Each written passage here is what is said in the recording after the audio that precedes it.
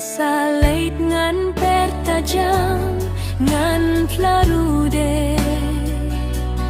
bersaboneng alakam ko majong me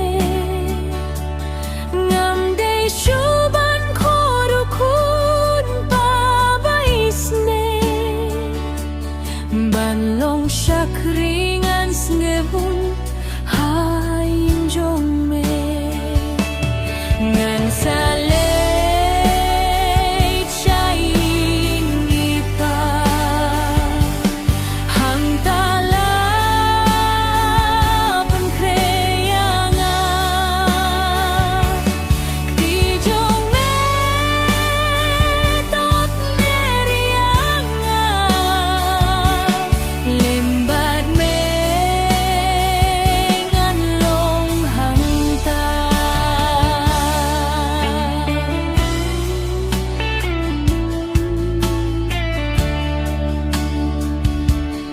Poka jong nga baroma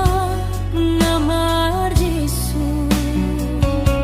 sneng yang nga ukun belahap ngan sakindu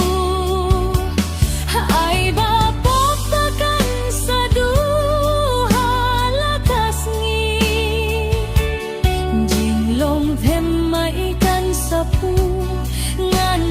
keu syate